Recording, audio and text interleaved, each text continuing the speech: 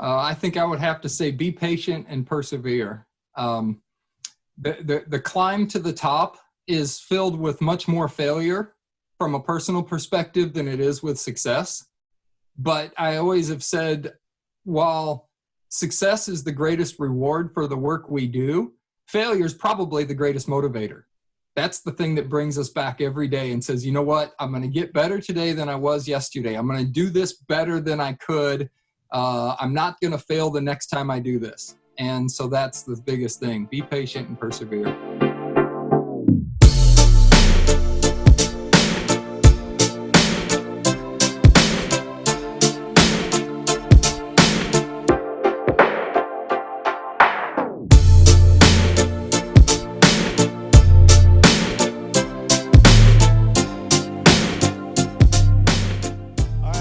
To the One More Jump podcast. This is episode 5. We have an extremely special, not to dismiss our other guests, but this guest hold a special spot in my life, and he's a 9-time American record setter. He was the first American to jump over 6 meters, which is pretty awesome. A 2-time Olympian, correct? Correct. Okay, 2-time Olympian. He also is a sports agent. He represents some of the best talent in the world, including American record holder Sam Kendricks and Sandy Morris. He is from St. Charles, Missouri. He took a little stint and went to Arkansas State for about 20 years, and then now he's back in St. Louis area. He's a family man. There were two posters that were on my wall whenever I was a kid. First one was Bob Marley, and the second one was our guest, Jeff Hartwig. Give it up for Jeff Hartwig. That's what I'm talking about. How we doing, Jeff? We're doing great. Thank you very much for having me on the podcast. Yeah, we're excited. I think to get things started, I just mentioned that you were a 9-time American record setter, the first person over 6 meters, which is 19. For the people who don't know the metric, is 19.8.5. Something like that. Yeah, 19.8 1/4 or something like that there. Yeah, and he actually, hold on one sec. Uh-oh. I got these bad boys. Oh, yeah. Sweet. I got a pair of old Zoom Air pole vault / triple jump, because they used to be pole vault / triple jump spikes. And this one says Jeff Hartwig pole vault 19.8.5. So this must have been after you jumped the big 6 meter mark. So anyway, the most interesting part of your story to me is you did not start anywhere close to that. You were not this huge phenom coming out of high school. You weren't that huge of a phenom coming out of college. But still you worked your way up to this incredible level. Tell us about that story. Like where did it start, and how did you go from being a 9'6" freshman to the American record holder and first American over 6 meters? Yeah, sometimes I have to think about how much the sport has evolved, how much it's changed from what it was when I was first starting. And I actually got started pole vaulting by accident. There was no sports in 8th grade when I was in 8th grade. I had grown up playing baseball, but I had grown tired of baseball. It was a little too slow for me. And I was a little bitty guy. So I was looking for something that I could do as an individual that I wouldn't be relying on a team, because I always felt like, being a part of a football team or a baseball team, you're relying on a lot of other people to be successful. And individual sports like track and field give us a chance to really put ourselves out there. Of course, there's a lot more risk, but it also gives us a chance to showcase our talents, or to showcase the hard work that we put in. And I've always been a relatively determined person and willing to do the work to improve. And so what I did was I shifted my focused to track. I went to the track coach as an 8th grader, and I said, what can I do to be involved with track? And he said, well, we need managers. And I said, I don't really want to be a manager. I would like to actually be on the team. And he said, well, I'm sorry, but at this stage of the game, 8th graders, the only thing I can do is let you be a manager. And I said, okay, well, what do you need help with? And he said, well, are you okay staying late after school? And I said, actually, I live in the neighborhood behind my junior high, so I walk to school. So I said, I can stay as late as you need because I just walk home. And he said, oh, well, if you walk to school, can you also come early in the mornings? Because I could really use some help with our pole vaulters. And our pole vaulters practice in the morning before school so that I can watch them and give my full attention. The junior high that I went to, the 9th grade was at the junior high. So because of that, our coaching staff was pretty much a one-man show.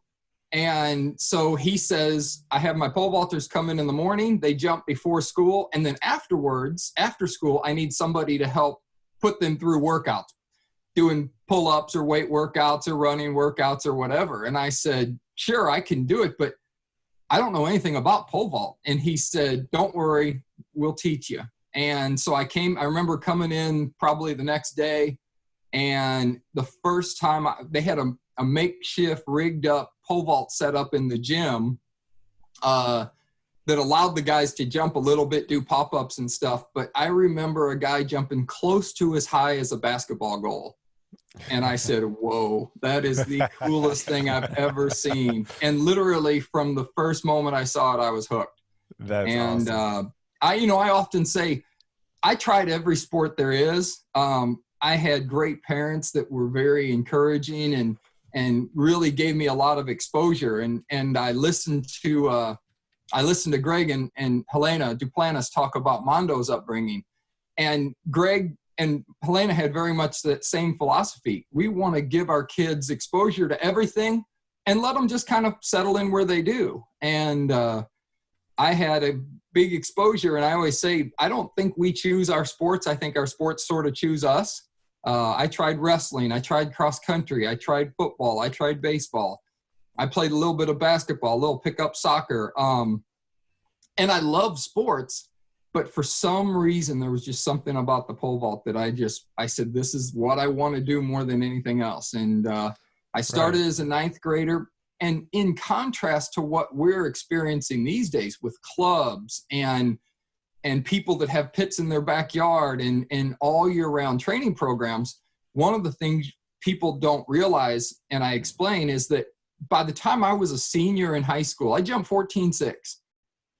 You're right, not earth-shattering, nothing that anybody would go crazy about. But at that point, I literally had about 10 months total experience pole vaulting. I started as an 8th grader to learn about the sport, but I didn't actually jump until I was a freshman.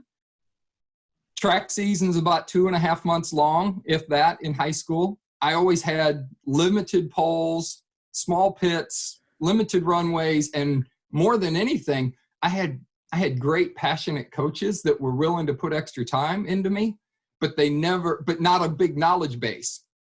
So I jumped 2.5 months a year for 4 years. And if you took a kid today and in 10 months got them up to 14.5 feet, you'd be thinking, hey, this guy's pretty good. Right. It's just in those days, it wasn't earth shattering. And growing up here in Missouri, we had Coach Rick Addig on the other side of the state in Kansas City. And he was a high school coach at the time. And I remember my dad taking me to the state meet as a 10th grader and watching Coach Addig's vaulters sweep the state meet. First 4 places, all over 15.6. And I said, oh my gosh, these guys were just on a whole nother planet. But that was always very motivating for me. And so I was willing to stay the course and just keep working. And I made good decisions, ended up at Arkansas State. And that ended up being really the foundation that led me to my success over time. Yeah. And I think that's a really good segue into something that I think a lot of young vaulters need to We always whenever we ran our camps at North Central and now, I have my club, we always try to instill, like, you need to be a student of the sport. And I think one very historical pole vaulting group in the history of the world, pole vaulting is Bell Athletics. And would you, from an outsider's perspective, if I were to look at your career, I would say that was probably the kind of spark that turned you, into a completely different pole vaulter. Is that an accurate statement? Oh yeah, for sure. If you read like some of Malcolm Gladwell's books, he talks about the timing of events in your life and how those circumstances lead to unknown success or put you in a position to be successful.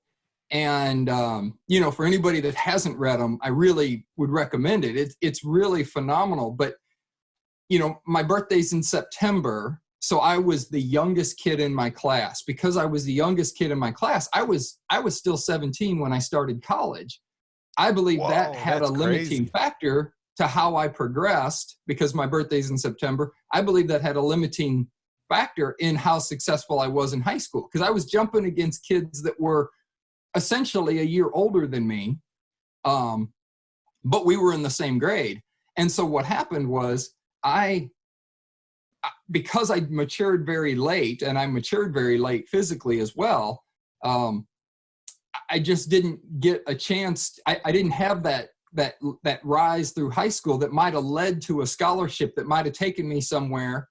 And then I ended up at Arkansas State, and I latched on to Earl right away because I just recognized his greatness as an athlete, and he was still competing when I went to Arkansas and for the State. People who don't know, can you just give, like, people who are listening to this that are not pole vaulters, who is Earl Bell, and why is he so great? So Earl Bell was actually opposite of me. He was a phenom pole vaulter, jumped 15 and a half feet in high school, growing up in Jonesboro, Arkansas, which is in the northeast corner, about an hour from Memphis, Tennessee. Earl was a 3-time Olympian. He got the bronze medal in '84.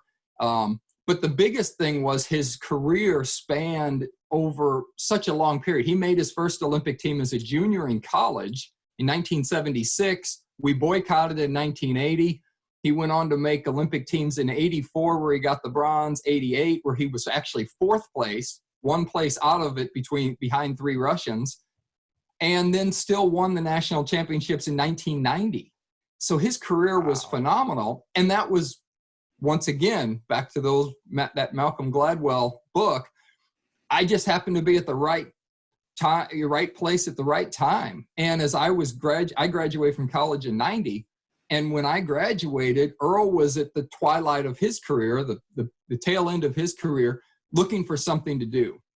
And I remember in the summer of '91, Earl came to me and said, "I think I'm going to build a pole vault training center." And I said, "Really?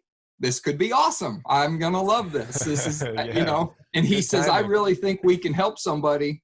And I remember one day I was walking through, and the building was just the frame. It was just the steel girders, the frame. And I remember we were walking through it, and it looked like this giant rib cage sticking up out of this soybean field in Arkansas. And Earl said, "Somebody's going to jump really high in this place one day." And I said, "Yeah, it's going to be me." And I was really the benefactor of Earl's commitment to do something that no one had ever done. And I remember people telling Earl, "You're crazy. You're investing your life savings in a pole vault training center? That'll never work. No one's ever going to go to a pole vault training center." And how many of them do we have now? Every state. I mean, there's several hundred pole vault training centers around our country. And for the most part, in each of its own respect, they're all being successful. And I think that's a testament to the athletes and the commitment that these athletes have, just to pursue excellence, to get better, to take advantage of opportunities. And through the years, we assembled a group of athletes in Bell Athletics that it has not been rivaled anywhere in the world. For many, many years, Earl would consistently put 4 out of our 6 pole vaulters on national teams, world championships, Olympics, whether it was, me and Derek, Jillian Schwartz and Kelly Suttle making Olympic teams, traveling the world. It was really a group, and we just had a mix that you can't define what it takes to assemble that type of group of people. But the best way I can describe it is we were all there for a common cause. Ultimately, we're competing against the height of the crossbar more than each other. And we all recognize the ups and the downs, and everybody sort of contributed positively to make everybody else better. And whether that was just by example of excellence, or we each had specialized skills. I was not the strongest. I was probably maybe one of the strongest, but I wasn't the fastest. I wasn't the guy with the most power. I wasn't the best in the gymnastics, but I could latch on to what all those other guys doing. So I'd watch Chad Harding do gymnastic workouts, and I'm like, man, that guy's, he's on another level. But he couldn't run quite as well as I could. I would watch Derek Miles do things, power things, explosive lifts and explosive things, bounding and that kind of stuff.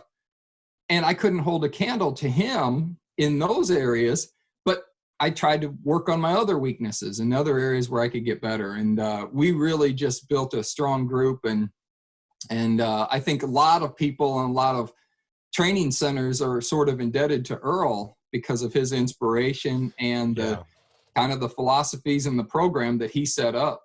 He's an inspiration. I mean, like for me in particular, like this is, Earl's dream back then is now my dream, and that is, I don't know if anybody will ever really, hold a candle to what he did down there. I mean, you're mentioning a few people, like there's way more people than who Jeff is mentioning right now. These are these, big high level, Olympic, world championship competitors, but there are so many other elites that have been down there and that have jumped so high in that facility. And it's incredible. So why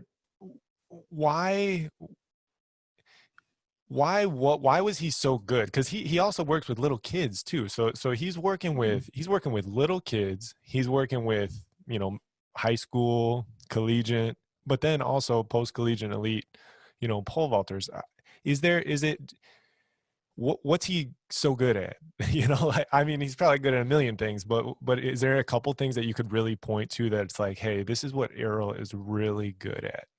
Well, I think the big thing is he's sort of a really one-track person. He actually lives in the training center. And he just, like a lot of people, he has this passion for pole vaulting just to try to figure it out. And it's a never-ending puzzle to solve. And first, as athletes, we're all trying to solve our own personal puzzle. We're all trying to figure out how we're going to get the most out of ourselves. And that's really the true measure of success, right? I think extrinsically, we measure everything based on medals, so we've had a great run here recently. Sam Kendricks has been killing it, just winning all kinds of medals, winning all kinds of meets. So we say, well, the American pole vault is very successful right now. Sandy Morris, the same, winning medals, jumping at the highest level. But really and truly, those 2 athletes in particular are beyond what most normal athletes are capable of. And I can assure you, both of them have worked extremely, extremely hard. But the real measure of success for any athlete is achieving your own personal best, your own personal level of your highest level of achievement. And that's what Earl is so good at, is Earl finds the way to get the most out of each athlete that goes down there. But he's not the kind of guy that's a hand holder, I think a lot of times people would come to Bell Athletics and they expect every day Earl walks out with a clipboard and a stopwatch and a whistle. He's out there saying, you got to do this, this, this, and this. That's not the way the program works. And the reason why it was so successful is because Earl recognizes that an athlete who wants to be successful, you can't put yourself in the hands of somebody who wants it more than you do. You have to want it more than anybody else. And that means you're willing to take ownership of what you're doing, how you're doing it. And you know, the athletes that just show up and train mindlessly, there are lots of really talented people in this world, and they can be successful regardless of who coaches them or even what they do in training. But to truly be great, I believe you have to take ownership of your own personal destiny. And that's what Earl really instilled in all of us. So very rarely, Earl never went to the track with me when I did track workouts, but he always knew what I was doing, and he always gave me feedback that led me to be the most productive I could be while putting together my track workouts.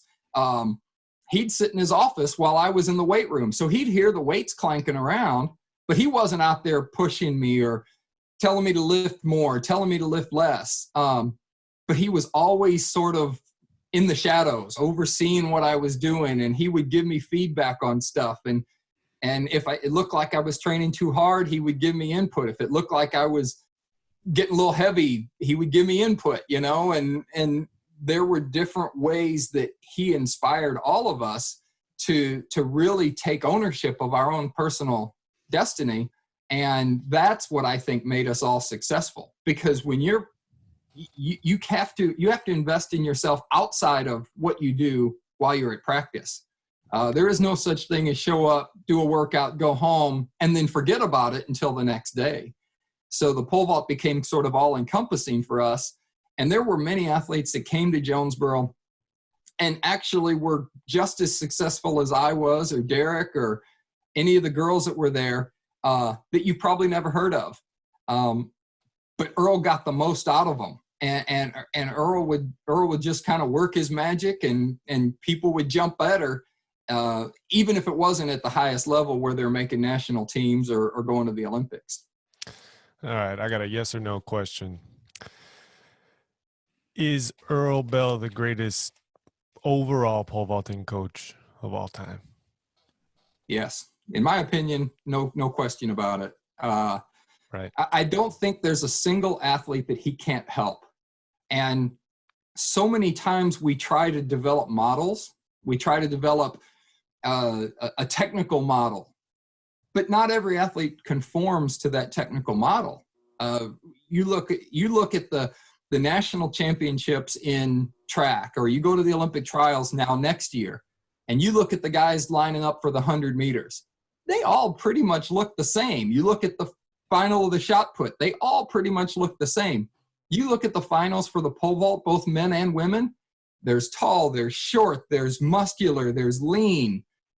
You can't describe what makes the best pole vaulter. And I remember one time a parent came into Earl and he says, you know, what do you look for? How do you sort of pick out who's going to be a great pole vaulter? You know, or what's the best way to ensure success in the pole vault? And Earl's answer was pretty funny. He says, the athletes need to choose their parents wisely.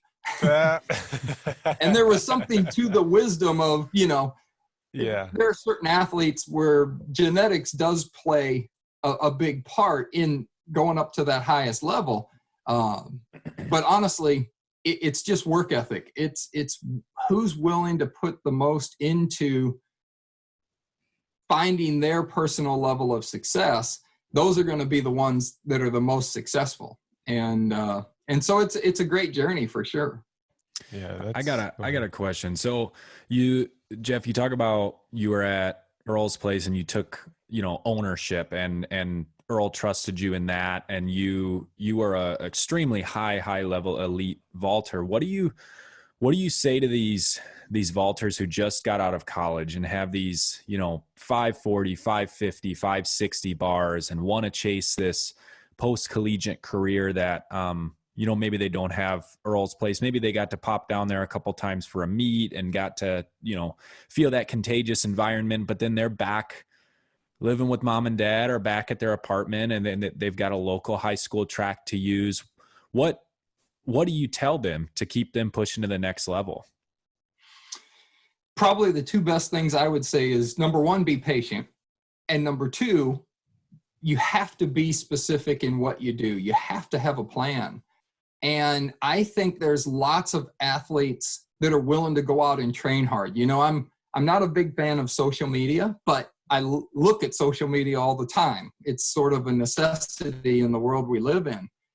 And I see, like, on Jumper's World or different website or on different Instagram pages, some phenomenal athletes that can do things that I never dreamed of being able to do athletically, but they do so without purpose.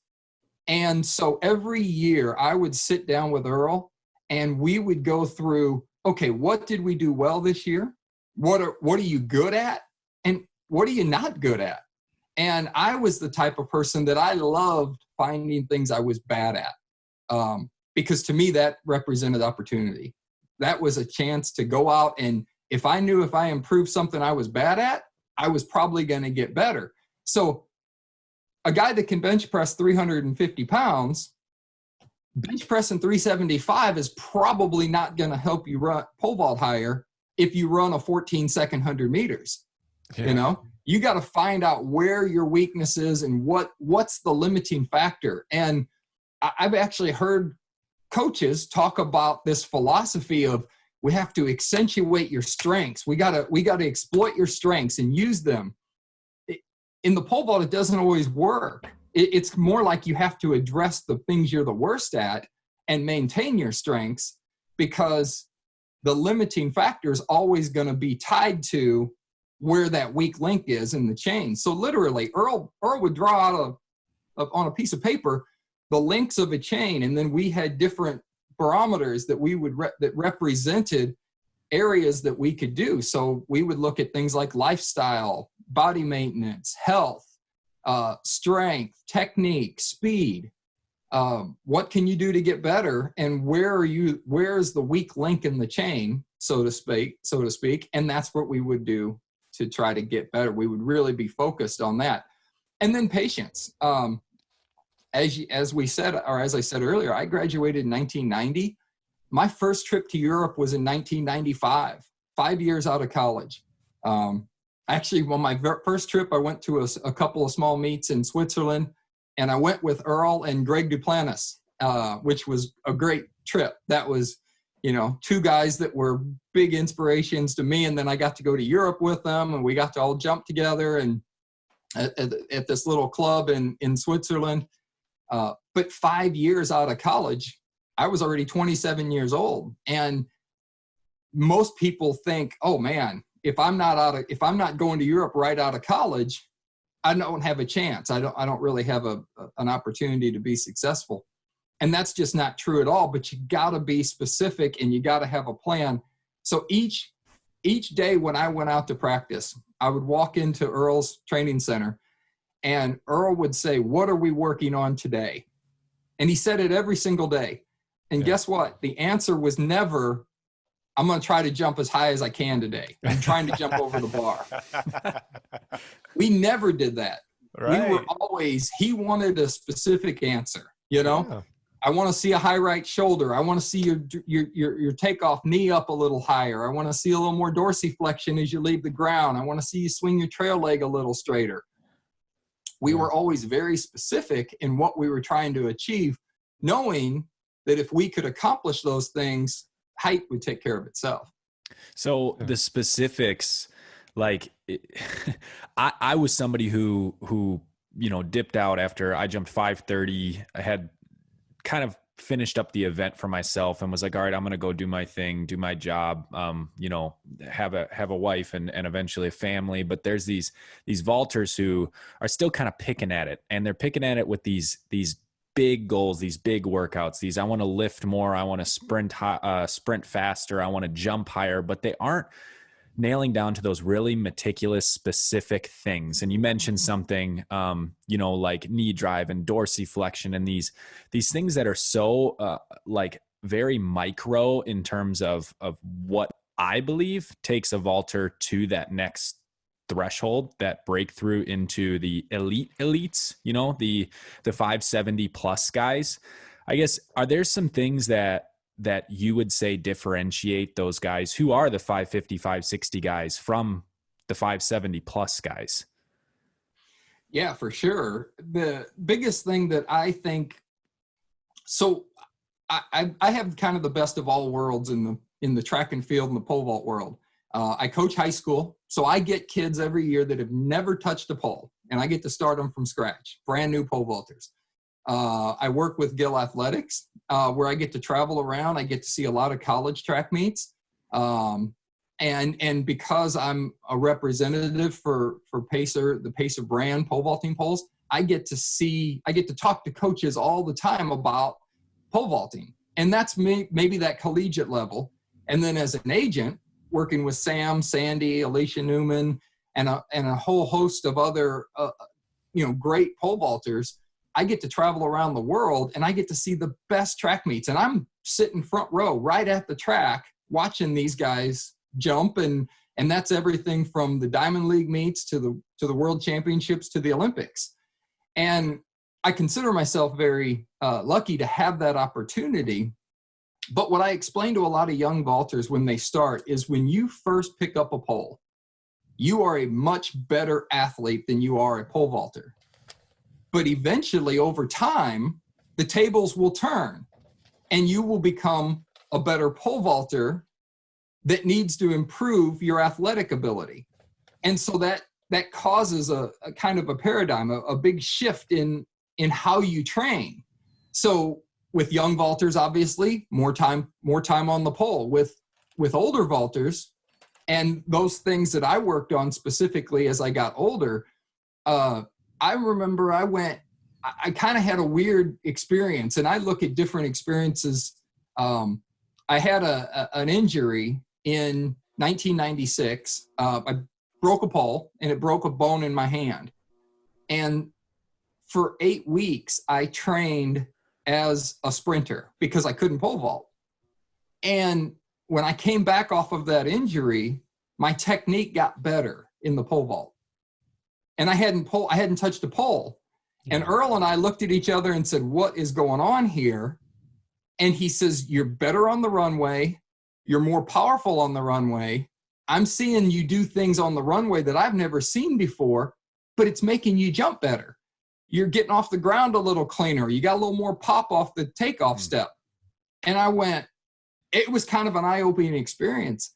And funny enough, in those 2 years leading up to my first 6-meter jump, I actually stopped jumping in practice. And I only trained like a sprint. I would only jump in practice in the off season. But once the season started, I quit jumping in practice. And it sucked. It was terrible. And Earl hated it too. Earl said, "This is no fun. I want to watch you pole vault." And I said, "Yeah, I know this is no fun. I want to pole vault." But I knew that the key to my success, because of some input I got from Dr. Peter McGinnis, when I jumped my first 19-foot jump at the Olympic trials in 96 to make the team, I sat down with Peter McGinnis, who's the biomechanist for USA Track and Field. And Peter McGinnis told me, he says, "I got good news and I got bad news." He said, "The good news is, running as slow as you're running, you're one of the most efficient pole vaulters I've ever seen." He said, he goes, "At this point, I've never seen somebody successfully go over a 19-foot bar running as slow as you're running." And I said, "But Pete, I'm faster than I've ever been." He said, "Yeah, that's the bad news." He says, I think you can work on technique from now until the cows come home.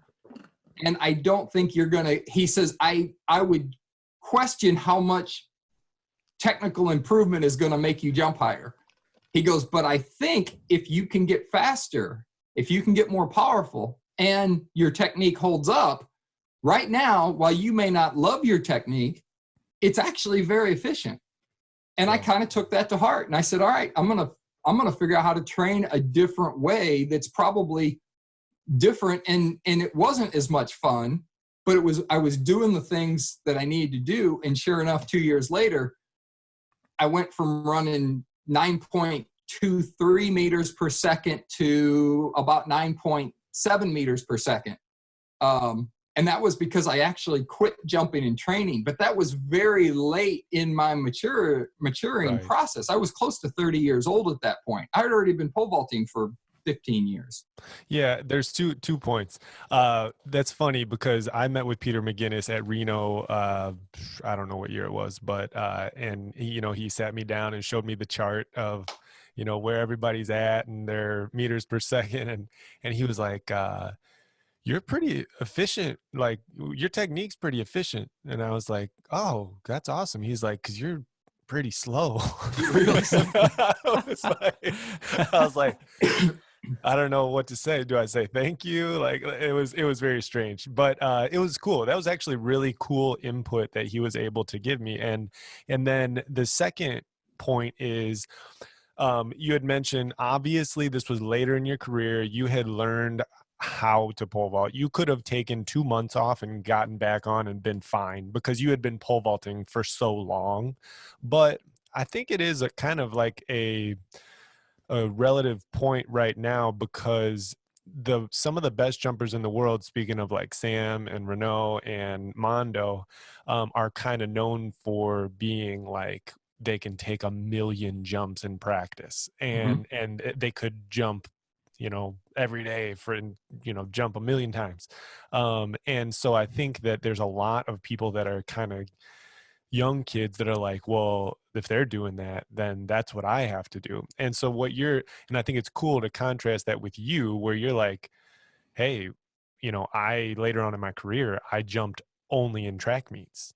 And I think that is something that's good for kids to understand and to know. And I think, Josh, you and Dad had us kind of like a blend of two of both of those worlds. We'd take, we wouldn't take 1 million jumps in practice. We would take maybe like 10, 6 or 8 or 10. And I think I was going to say with Jeff's story, and it's about 2.5 feet lower. But I jumped 16.9 as a junior in high school, and then, blew my shoulder out my senior year, first meet, and had to take 2 years off.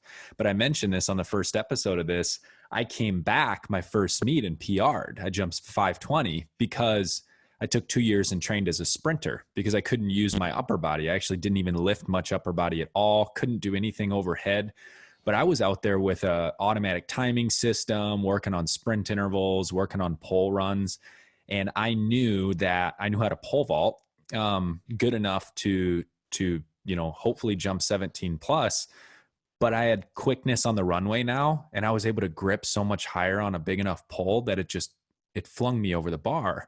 But to Jake's point, I only vaulted in meets in college for most of it. I had maybe a couple jumps during the week, partially because of my shoulder injury. But that takes a lot of trust to in your training and in your coach to be able to fully commit to feeling like you're prepared at the end of the runway on a Saturday with a crossbar up there.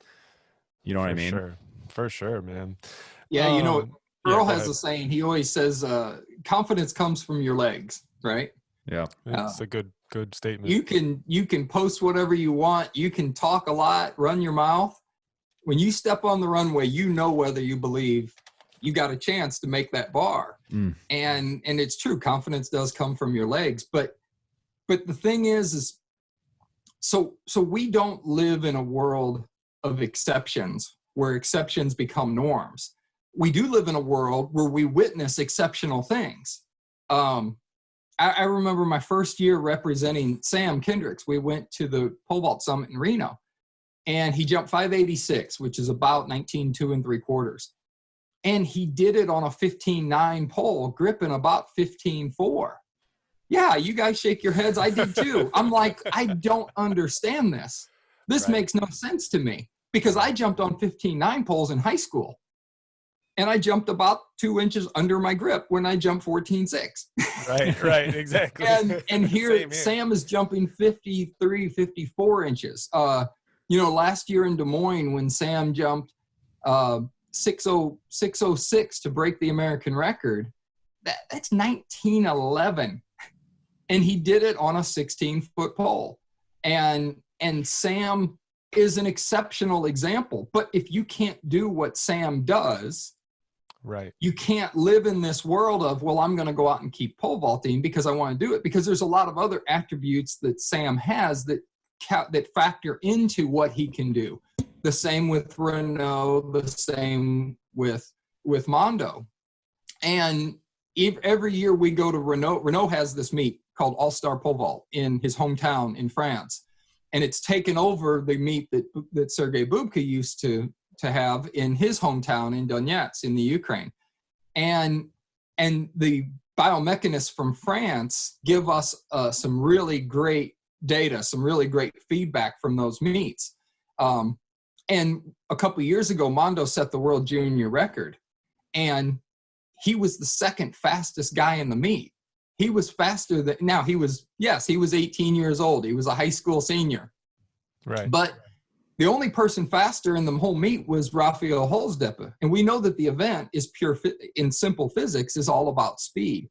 So for me, the reason why I quit jumping in practice as much and started training differently is because my weak link was my speed.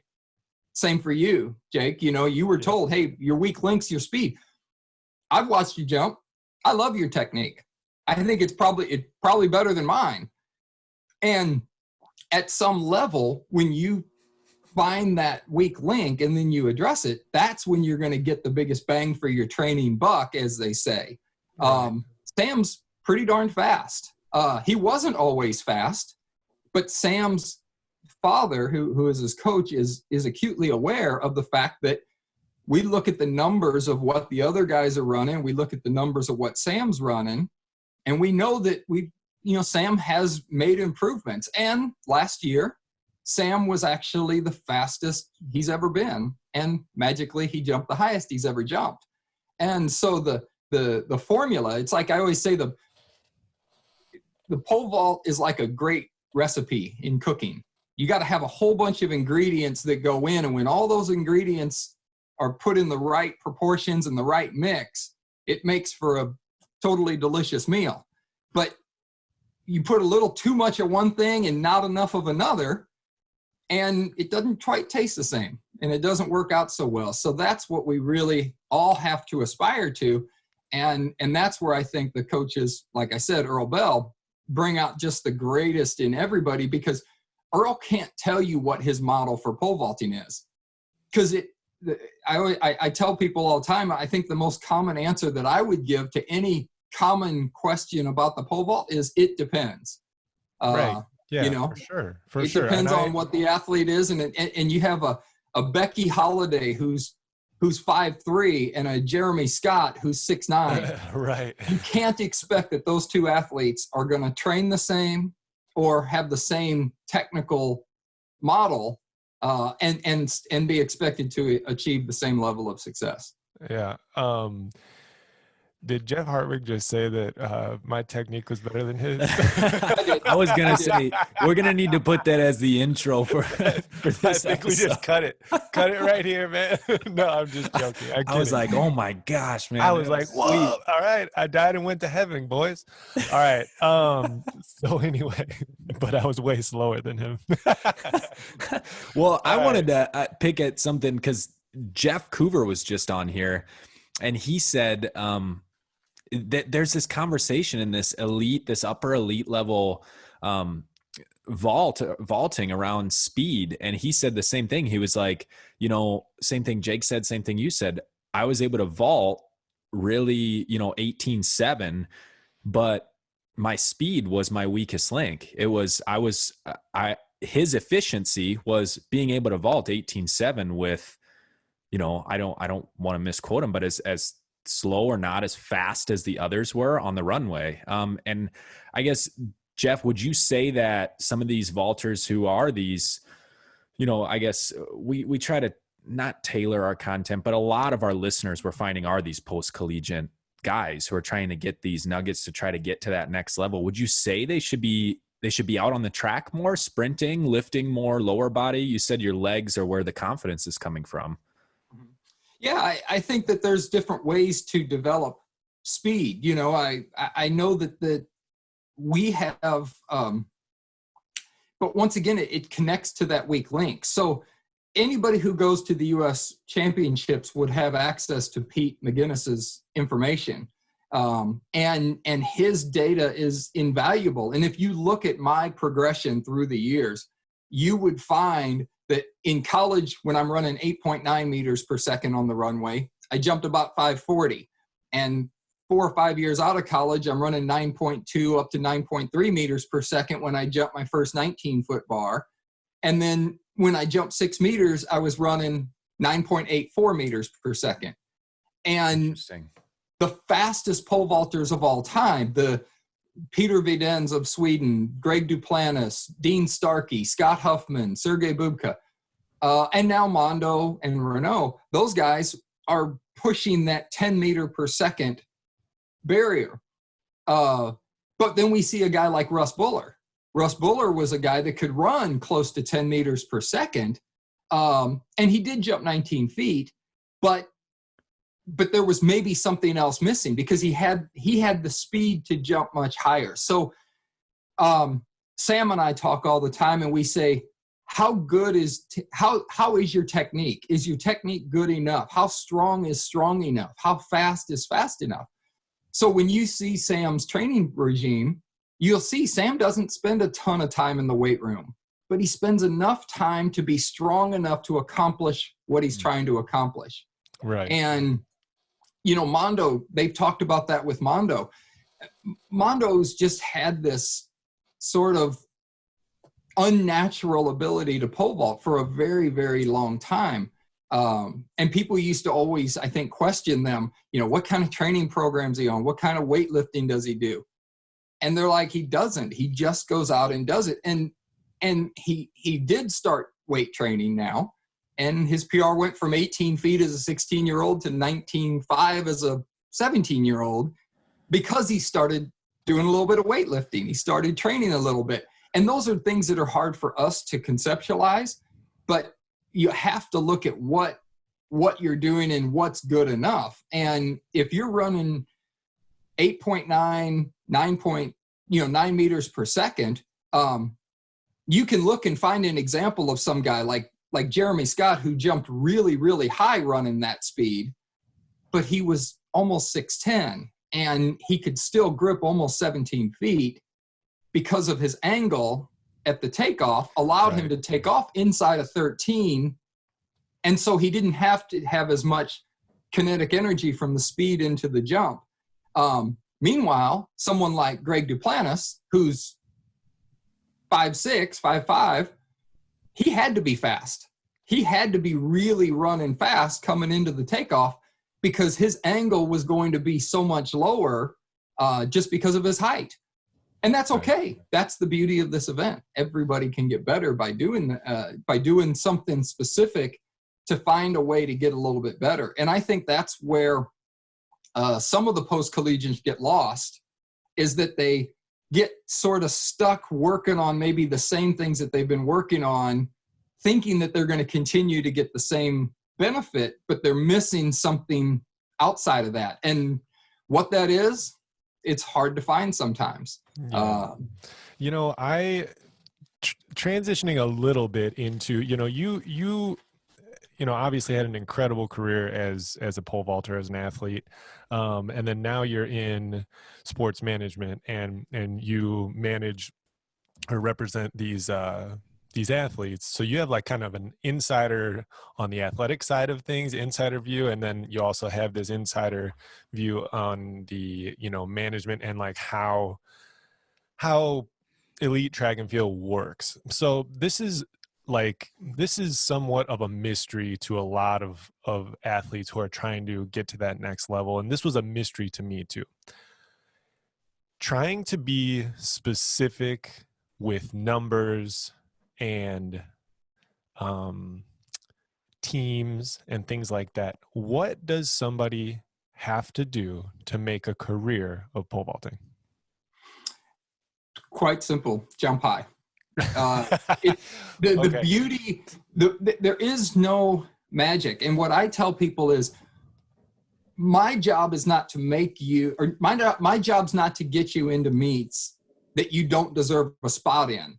On occasion, that can happen. But my job is to, number one, find meets that give you opportunity and allow you to prove yourself. And then the athlete who's able to step up and take advantage of that opportunity, it opens the door for the next one to come up. Secondly, my job is also not to make you perform well at a meet. That's your job. My job is to take care of all the logistics that give you the best opportunity to be focused on doing what you do. And a lot of people talk in this world about, well, I need an agent that can get me into meets because I see this person jumping in that meet and that person jumping in this meet.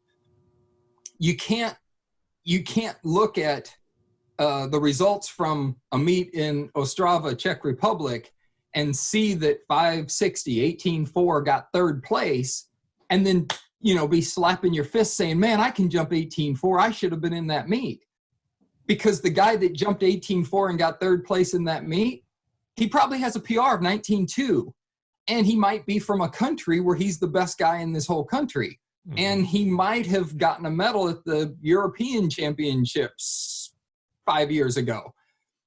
Whatever the case is that person was allowed to get into that meet, there's certain circumstances. And while we are at a really exciting time right now in the pole vault, especially on the men's side here in America, with so many, 12 guys jump 19 feet indoors this year. Wow. The Olympic trials was shaping up to be probably the greatest single pole vault competition in American history, with as many guys that were jumping as well as they were.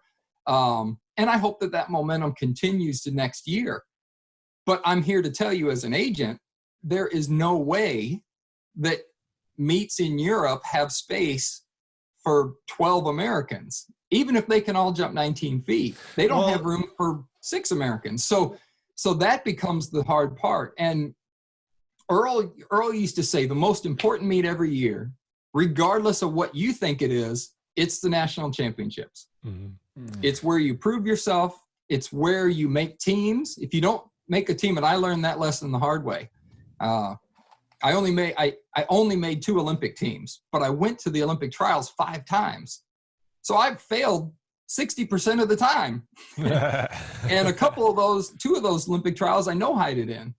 And I take ownership of that. I take responsibility for that. And for sure, I think to some level, I had looked beyond that. I said, I got to get past the trials because I got to do good at the games. And unfortunately, I came up short at the trials and didn't even get to go to the games. So that most important thing is the national championships, whether that's the Olympic trials or a world championship year. And the other side of that is when you have those opportunities, you got to step up and take advantage of it. And not to disrespect all the little small meets and the street events and the little small meets that happen around the country. They're great, but they don't count for much in the international scene, like jumping there. The Europeans and the European community, which is primarily where our sport exists at the highest level, doesn't have a lot of respect for results done on American soil. Now, somebody like Sam Kendricks goes out and jumps 6:06 at our national championships in Des Moines. Everybody knows that's legit. And everybody is like, whoa, Sam's in great shape. But that's because Sam backs it up. He goes back over to Europe and he wins a Diamond League in Paris, and then he wins a Diamond League in Monaco, and then he wins the Diamond League final in Zurich, and then he wins the World Championship. Nobody's going to question that. And we have so many results that come out of American meets that people they don't see those results ever again from some of the athletes. And so those are good opportunities, but you've got to be able to back those up at the next level. So at the beginning of that question, you said simply jump high. Then you slowly started to morph that Yeah. into, okay, jump high, but jump high in the right meets. And then Yep. you threw in medals, and then you threw in, teams, things like that. So I think this is really relevant to, athletes that are trying to make it. And when you say professional pole vaulter, like, I would have never called myself a professional pole vaulter. Like, I made money pole vaulting, a little bit of money, but I would never say like I'm a professional teacher, like that's how I make my living, like I'm a PE teacher, and then I guess I would say I'm a professional coach right now because I coach and make money at that. But like, these people throwing around like I'm a professional pole vaulter, it's like, I don't know about that. Sam, is he a professional pole vaulter? Yup, he's a Yep. professional pole vaulter. He's Like, professional. is But Mondo a professional pole vaulter? Yeah. But we all, what I wanted to ask you was, if you have a guy who jumps, let's say that somebody just lights the world on fire and just jumped like a 6-meter bar at a street meet in America, and then jumps a bunch of 550s overseas, which is 18 feet. And then you have another person who is a consistent 570 performer who performs 570 all the time, and then they make a world team but don't place or anything. So would you rather have the consistent 570 guy or the guy who blew up a 6-meter bar out of nowhere at a street meet? As a sports agent, who would you rather represent? Yeah, as an agent, for sure, the consistent 570 guy, Okay. because 570 internationally is still going to put you in position to get prize money.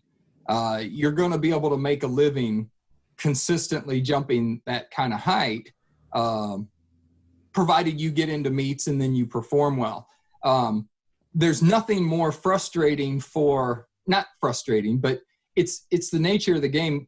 As an agent, you represent the athlete in the best way possible.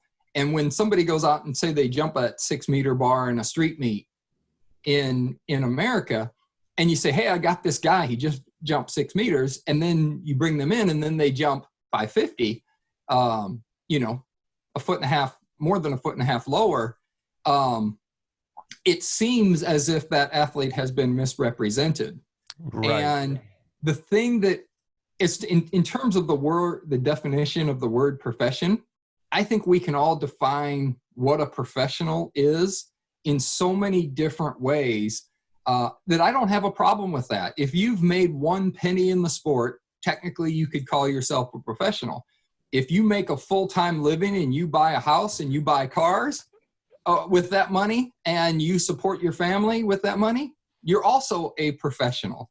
And yeah, I guess. And I think it's very difficult to define. The beauty of the sport that we all live in is that we have what I like. Instead of looking at the word professional, I like to look at opportunity. And the great thing about our sport is there is opportunity for nearly everybody, not nearly everybody, for everybody to do it. We don't have teams that you have to make in order to be on a roster. We don't do cuts in track and field. Anybody can qualify for the U.S. championships. If I decided today, hey, I feel pretty good. I did a workout this morning and I'm feeling pretty spry again. I think I'm going to pursue the Olympic trials next year. There's nothing that stops me from being able to do that. And that's cool. And that's what I love about this sport. What do you like? I guess I know that there aren't any like specifics, but what do you got to do to get into a diamond league? That was like my ultimate goal, is like, man, I just want to get into a diamond league, and I don't care what one it is. I don't care if it's in America. I don't care if it's a pre-classic. I don't care if it's, or Paris, this huge, diamond league. I don't care what one it is. That was like, man, maybe there's a chance that I could squeak into one of those one day, and I never got to that point. What would I have to do to be able to do that? Yeah, so I'll tell you, I'll give you a good example of a case like that. Mark Hollis. Mark Hollis, his story is so cool because Mark Hollis came through a small Division III school, Olivet Nazarene. He had jumped really well in Division III, multiple time All-American, and he did really, really well. And I had never heard of this guy. And it happened to be in my life. Mark was one of my first athletes that I represented.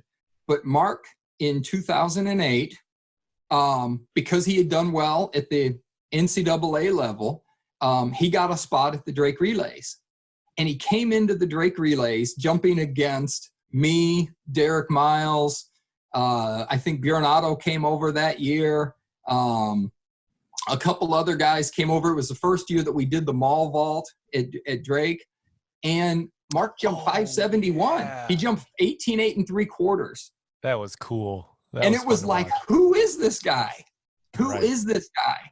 And at the time, it was like instantly he got recognized because he jumped high against the right guys in the right meet that had credibility because of who he was jumping against and kind of what the meet represented. Next thing you know, I hear Mark Hollis is confirmed for the Prefontaine meet. And he got to go to Prefontaine that year, and he got to jump in that Diamond League meet. And Mark went on to get better. He went on to jump 19 feet, and he went on to jump in a number of Diamond League meets over in Europe. And that was such a great story. That was such a great success story, in my opinion, watching Mark, who he could have stopped after college and said, man, I've had a great career in this sport. But you could just tell he wanted more. He wanted to be better. He wanted to achieve that next level. And so taking advantage of those opportunities, when you see or when they're given to you, that's what's really hard. And, Sam Kendricks, his first year out of college, I wouldn't say he struggled, but he wasn't a mainstream guy. He wasn't a guy that was a must-have, an in-demand kind of guy. And that's something that I tell athletes all the time as well. In any given meet, there are must-haves, and then, without being disrespectful, there's filler. So there's the must-haves of the world, which is Renault, Levelini, Piotr Lisek, Sam Kendricks, and Mondo Duplantis. And then it doesn't fill it out the field. You got to fill out the field. Yeah. All the rest are guys that they fill out the field, and they're all talented. I've been there.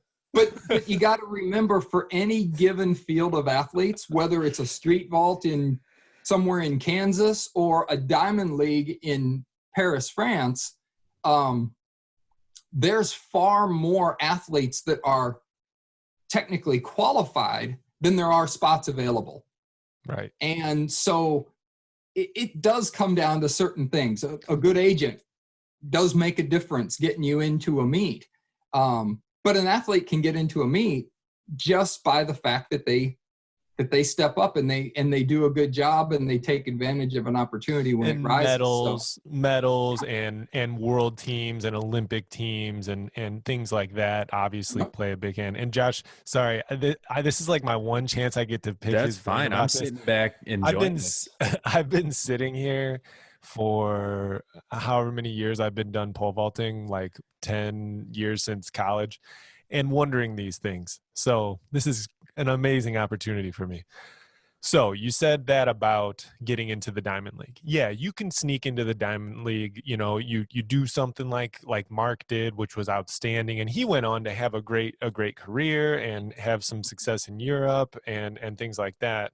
But what about a shoe contract? That's different. That's a different beast, isn't it? Yeah, totally different level, because remember, the shoe companies are motivated by medals. So the number one question that I get from any of the shoe company reps, or the number one thing we talk about is, can this athlete earn a medal on the international scene? And guess what? You can't earn a medal if you're not on the team. Right. So the first thing is make the team. What becomes the most important meet of the year? National championships. So that's your proving ground. I now work with Paul Doyle, Doyle Management Group. We're one of the biggest and I would say most successful management companies in track and field. Obviously, my primary responsibilities involve the pole vaulters, but as a company, we will do whatever to chip in and fill in when we're servicing athletes on the road while we're traveling. At this point, Paul Doyle does the majority of of negotiation and interaction with the shoe companies. And whether you're a pole vaulter or a sprinter or a distance runner or a jumper of some kind, a thrower, they all want to know. The shoe companies are looking for medal production. That's their primary motivation. That's their primary drive. They want their brand on the podium. Mm-hmm. And I think a lot of times as athletes, we internalize our value in the world of sports based on our face and our nice smile and how cool we look when we're jumping over the bar. And the shoe companies want to see their brand on the podium. And they don't care what face is wearing the uniform. They don't care what nationality in some cases is wearing that uniform. But they want to see that swoosh, or they want to see those stripes, or they want to see, that logo that is the representation of their brand. And the pole vault, it's mainly just Nike. Like there really isn't, like, they're not going to allocate however many contracts to pole vaulting. They're gonna allocate way more contracts to the 100 or the mile or the 1500, or something like that. There's basically, like, even going back to when you guys were, like, you and Derek and Jeremy, were jumping. It was always kind of like, all right, there's three dudes with shoe contracts, like in America. I mean, like it's basically kind of just always been like, okay, there's going to be three people that have shoe contracts, and they're all going to be Nike, and that's basically it, and when I first came up, there was everybody was involved. Adidas had people in the sport, and Reebok had a big presence. Pat Manson and Dean Starkey had Reebok contracts. Scott Huffman had a Mizuno contract, but also represented Foot Locker. Mizuno doesn't have as much presence in the sport in the pole vault as they used to. And you're right. Nike has been really an incredible supporter. In recent years, Puma has come up and they've started to add more athletes to their roster. We represent Pavel Wojciechowski, and he signed with Puma this year. Cool. And so he was able, and so now Pavel Wojciechowski, Renault's little brother, Valentin Levelini jumped for Puma. And there's a couple girls, Yarosley Silva jumps for Puma. Chloe Cunliffe jumps for Puma. So, and she's also with us. We represent her as well. And so we have a number of athletes that are spread out now with a couple of different companies. But you're right. There are certain events that are, I would say, a little bit more high profile, and it's based on the exposure that they get. Yeah. If you're a miler, you're going to be on television in all those European track meets for several minutes. If you're a pole vaulter, you may get one or two jumps, and that's if you win, or that's if you beat one of the big guns.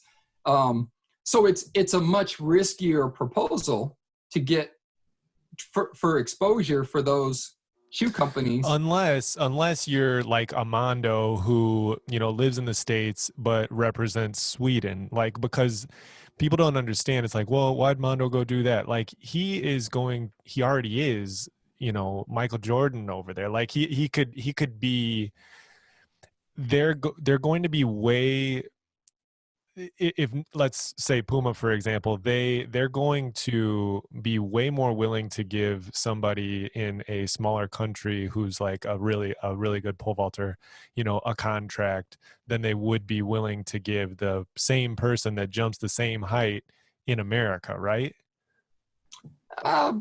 There is something to the fact that in certain countries, being the best athlete would ensure you a better chance of being in the top position, in the spotlight, kind of. But for Mondo, regardless of what country he would represent, I think all the shoe companies recognize for sure, yeah, his talent. I mean, his talent. I guess that's a bad example. I guess I'm thinking of more like, if you, like, whenever I was coming up, I would be like, why'd that guy get a contract? Like, I'd look at like his, statistics or whatever, and, whatever country they were from. And I'd be like, why does he have a contract? And then I'd be like, oh, because we have, 300 million people in the US. And, I'm competing against, 10 people who have jumped 19 feet, and he's only competing against a few people in that country that have jumped high. So I guess that's exactly true. And part of it is that these days the standards have gone up a lot. The Olympic standard now 580 just to go to the Olympics, whereas even back in 2008, my last year, I think the Olympic standard that year was 555, 18.2. Which meant everybody in the field had jumped that high, but that was certainly a lot more attainable than this 580 standard. Now they are going to backfill with world rankings, and so there'll be some athletes who do get into the Olympics that don't have that, but that also plays into that opportunity. And we'll have several 19-foot guys sitting at home watching next year when the Olympics is going on that are, for all arguable purposes, better than a number of the athletes who are in the meet. But that's not what the Olympics is all about. Right. The Olympics is all about a different whole concept of bringing people together from diverse backgrounds and all that kind of stuff. But on the shoe company side, it's business decisions, and athletes have to remember that these, I told an athlete one time, if you were a shoe company rep, would you give you a contract? And the athlete kind of looked at me and said, you know what? Probably not. I remember whenever I got out of college and I was like, dude, I jumped 550. To be fair to myself, though, 550 when I got out of college, which was like kind of like a low, sad period of American pole vaulting. We went through a little bit of a lull. Yeah. Lucky for me, because that enabled me to be able to, do some cool stuff without having to jump 580. I jumped 550, but I got some really cool opportunities because we were in a little bit of a lull. But I remember coming out of college and just calling up. Actually, I think I sent Doyle Management an email. And I was like, hey, just wanted to know what I got to do to, go into the diamond leagues and stuff. And then I would send emails to like shoe companies and this and that. And looking back on it, I'm like, dude, you didn't have any business doing that. But it is kind of just a crazy thing, because there's a lot of, people out there like myself whenever I was coming out that are like, I deserve a shoe contract, and I deserve this, and I should be, doing this. But there's a lot more that goes into it. So basically what you're saying is jump high at the right times against the right people. And you need to be ready whenever you do get that shot.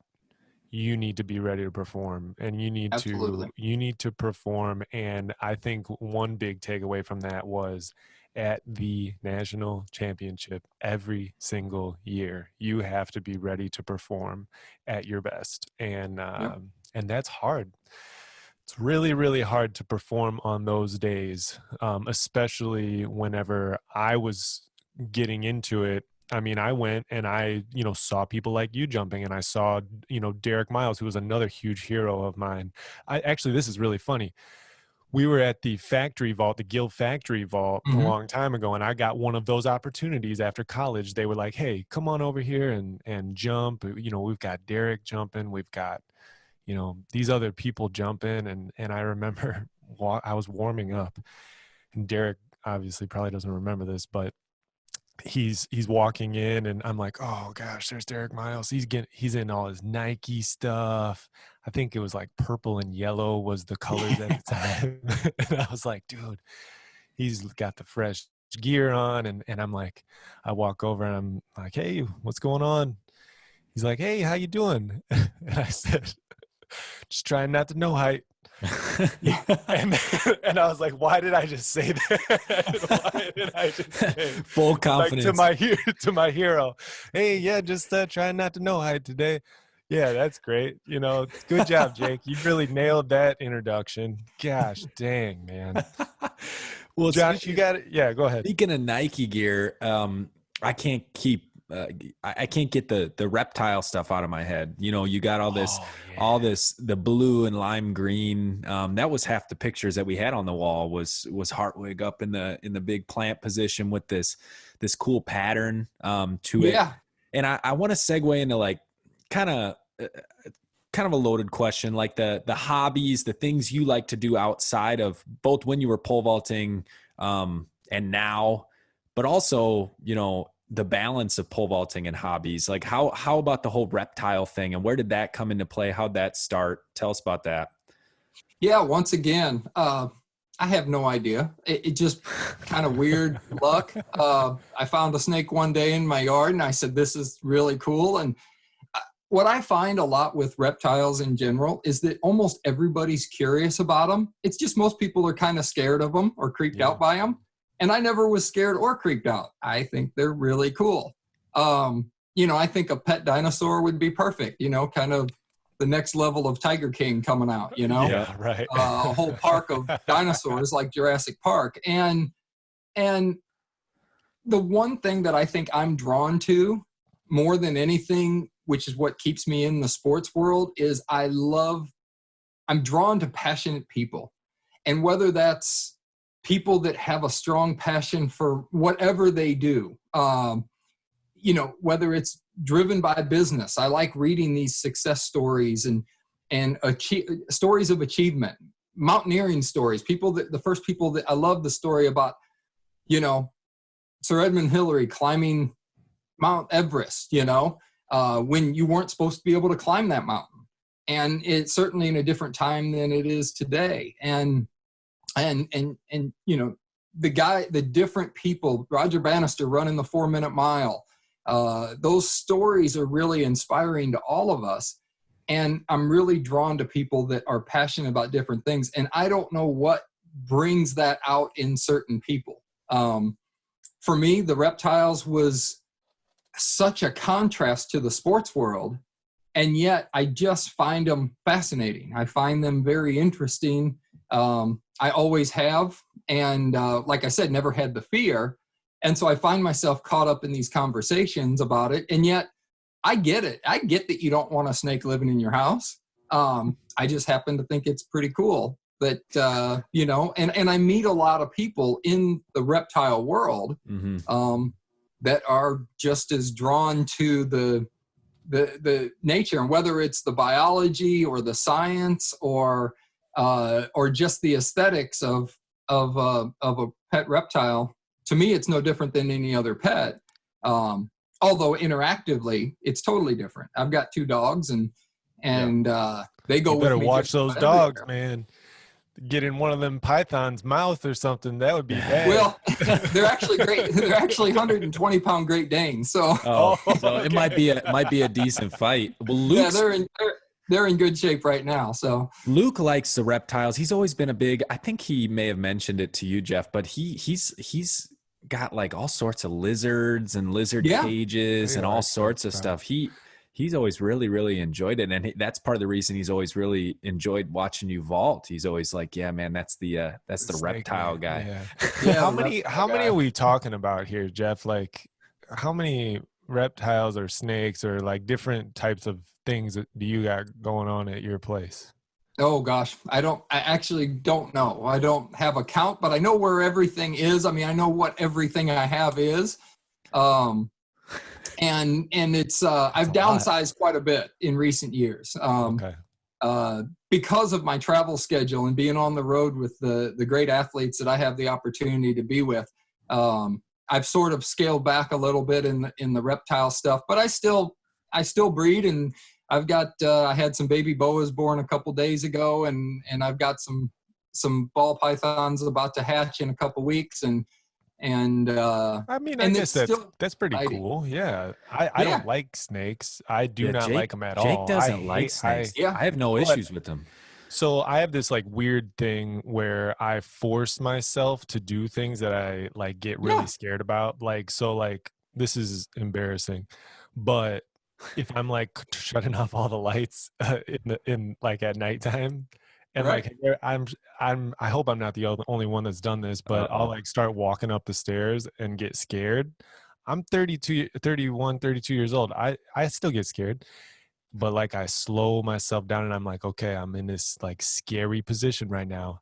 Now just like live in it and just walk up the stairs slow. Don't run up the stairs, you know? Yeah. So it's a similar thing with snakes. So my brother-in-law has a snake, and whenever I go over there, I will force myself to hold it. Even though it makes my anxiety so bad, I get so anxious and it freaks me out so bad, but I'm like, you know what? This is something I have to be able to do. So I just sit there and I just live in the fear for a little bit. Anyway. Jake's the guy whenever we're camping. I feel like, don't you always have this kind of quirk where you make sure that tent is all the way zip closed? Because we've camped in, I mean, rattlesnake territory multiple times, and it's like everybody's afraid of waking up in their sleeping bag with a rattlesnake at the bottom, right? Yeah, I think I wouldn't want that. Jeff, have you ever linked up with the Carmichaels from Illinois, the Carolina Carmichael? You know that they have a big, I mean, crazy reptile sanctuary and all that stuff. Yeah, no, I've actually done some stuff with Rob, Carolina's dad, and we meet every year. One of the biggest reptile shows in the world is in Tinley Park. It's in Chicago. Yep. And so he always brings down a display, and so I meet with him, and we do talk about pole vault, but we also get to hang out and talk about reptiles. And he's got all kinds of stuff because he's more of an attraction, more of a zoo. For sure. And I'm just a little hobby breeder, but what's the closest call you've ever had with one of these reptiles? Well, you know, like, it would depend on what you would describe as close call. Where your heart rate jumped up and you thought, this is a situation. This is going to be pretty bad. One of them starts squeezing you maybe a little too hard. Yeah, honestly, never. I've never had a bad experience or a bad call that I was really afraid that I was in danger. I one time I used to keep some of the really, really big pythons. And one day I had crawled into one's cage. I was cleaning the cage, and as I was backing out of the cage, the snake decided it was hungry and it bit me. And that's a pretty close call, I would say, right? Yeah, I mean, it's part of the hobby. I always tell, I've had people that are interested to buy snakes, and they say, "Do you have one that doesn't bite?" And I say, "Well, if you want one that doesn't bite, don't buy a snake. Find something else." For sure. But all the snakes I keep are harmless and non-venomous, and I feel like it's too much risk. Actually, years and years ago, there was a pole vaulter that kept a pet rattlesnake, and I remember talking to him one time about, maybe I'd kind of like to get something venomous sometime, and he said, "Dude, as long as you're pole vaulting, don't do it." He said it's kind of the risk reward type thing for any activity. And, like Renaud Lavillenie has been criticized for riding motorcycles, but he loves riding motorcycles. He's passionate about motorcycles. He's also very good at riding motorcycles. Mm-hmm. But we all know there's an element of danger in everything we do. And why take an unnecessary risk? And so for me, that was something that I always sort of avoided, because I can wrangle these big pythons and move them around and feel pretty comfortable and pretty secure that nothing that's going to compromise my career is going to happen while I'm dealing with them. And yet my attraction to them was purely out of the fact that it's a total escape. Yeah. These animals are 100% dependent on my care to ensure that they have a healthy and enjoyable, if that's what you say, life. And they don't care whether I win a track meet. They don't care that I'm a pole vaulter. And there's a quality to that for me that's really cool. And that I can get away from the pressure or the expectations that I have on myself as a pole vaulter, or even the responsibility and the image. And it's funny. I actually was down in Mississippi last week with Sam, and he did the challenge with Renault and Mondo, the 5 meter bar challenge. Hey, and, really quick, Josh, carry on with this. I got to use the restroom real quick. I'll be right back. Go for it. And I was down there with Sam, and Sam says, you know what's really cool? He goes, you know why I love Oxford, Mississippi? He goes, because I can walk around anywhere in Oxford, Mississippi, and I'm just another guy on the street. And that's the way I felt when I lived in Jonesboro, Arkansas. I could go into the mall. I could go to the store. I could go buy groceries. I could do whatever I wanted to do. And I would say even most people had no idea who I was. But if I'm traveling with Sam and we're walking down the street in Zurich, Switzerland, there's a 95% chance somebody's going to stop us and want to take a picture or get an autograph or 100%. Something. And that's a really cool experience in this sport, that you can kind of have the best of both worlds. You can be famous and you can be on that stage, and yet you can still step away from it. And I think we all have ways to step away and do something that we enjoy. And that's one of the positive things of social media, is that we get to see what people like outside of what we primarily know them for. I saw Katerina Stefanidi hoeing up a garden the other day. I saw that. I thought, oh, that's cool. And I see things that they do that are outside of just the day-to-day grind of being a professional athlete. For sure. Daniel Ryland, I know he does a lot of that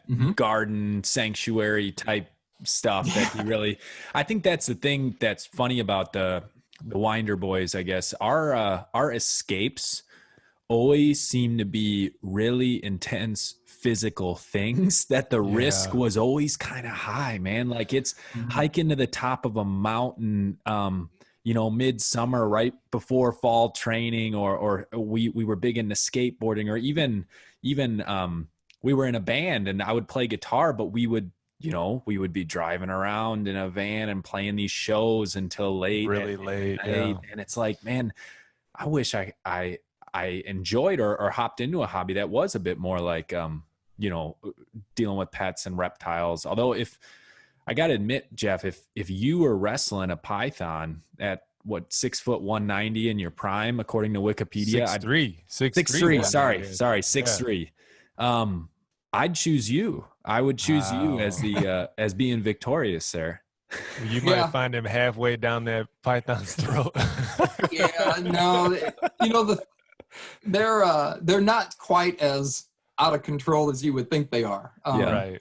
I used to do a lot of shows for kids. We'd go to schools and stuff because I had a lot more time, and I would take big pythons and I would just kind of let them crawl loose in the classroom and let the kids touch them and play with them. And they were pretty predictable. But I can tell you, out in the wild, a 20-foot long snake out in the wild, that would be a handful. That'd be a handful. Have you ever got into gators? Person. Like, cause what I've seen of, what's the guy? Sean Young. He lives in Florida and he'll post up pictures of gators every once in a while. I'm just like, man, that is one reptile that I just cannot vibe with, man. Yeah. I think about like the big, like the big Nile crocodiles from Africa or the saltwater crocodiles. I mean, those are the big ones, you know. Yeah. You're talking about a 2,000 pound Dinosaur. animal. And those would be something that, like, in the wild, one-on-one, I mean, we wouldn't have a chance. Yeah, see you later. You're getting. I mean, those things take down buffaloes, and you know, they pull down animals that are substantially bigger than us, and those animals have no chance. And they're, you know, the nature of what they do is survival. So, right. It's definitely a different perspective and a different world. But For sure. I still love it. You know, it's like anything with passionate people. It's borderline insanity. And I think that's what I love. It's really crazy when you think about the way an athlete will push himself. And I remember I was in an interview one time with Toby Stevenson.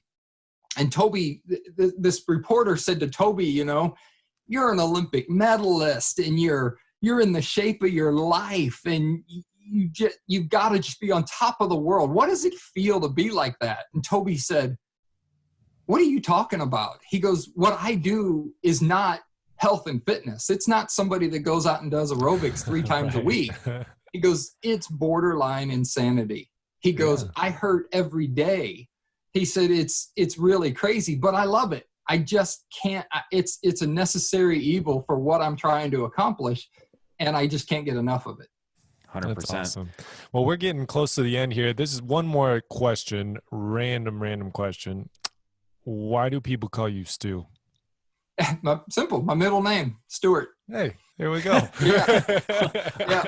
My best friend for pretty much my whole life. Gosh, we've been best friends since 7th grade, I guess. And his mom one time said, "What's your middle name?"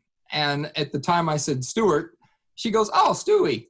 And I became Stewie.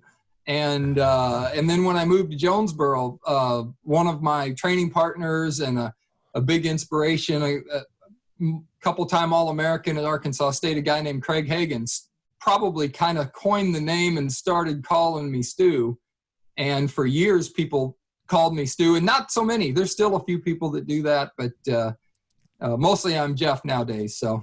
Gotcha. Right on. Gotcha. Well, thank you. Oh, go ahead, Josh. I was just going to say, if there was, we kind of were trying to come up with, you know, the endings of these a little bit more, smoothing the outro out. And I like to get a statement from the guest. And I just looked at some of our metrics for our YouTube channel, which is, you know, slowly growing, but it does say 20 to 34-year-olds are our primary listeners. So we've got athletes and coaches, which is right in that post-collegiate, you know, athlete coach kind of vibe. What would you say to the listeners, you know, males, females, 20 to 34 years old, who are obviously interested in likely the sport of pole vault? What do you tell them to keep grinding, to keep learning, to the little nuggets that you've learned? What's your kind of closing statement? I think I would have to say, be patient and persevere. The climb to the top is filled with much more failure from a personal perspective than it is with success. But I always have said, while success is the greatest reward for the work we do, failure is probably the greatest motivator. That's the thing that brings us back every day and says, you know what, I'm going to get better today than I was yesterday. I'm going to do this better than I could. I'm not going to fail the next time I do this. And so that's the biggest thing. Be patient and persevere. That's awesome. Well, Jeff, you are an inspiration. Like I said earlier in the beginning, if it makes you feel better, you are my all-time favorite pole vaulter. I had to do it when Dad rolled out that Jeff Hartwig poster, tagged that into the wall, and then hung up the spikes that had 6 meters on it. I was like, this has to be my favorite vaulter. I actually printed your picture that I had on my wall off of your website back in the day. I printed it on a printer. But anyway, so you're an inspiration. You're an incredible person, so well-spoken. And I just really appreciate you agreeing to go on this, because this has been a conversation that I personally have wanted to have for a very, very long time. And I just appreciate the opportunity that you have offered us to be able to have it. Well, it's a great pleasure for me to be on the podcast, and I wish you guys the best of luck with all the future episodes. Thank you very much. This is the One More Jump podcast signing off.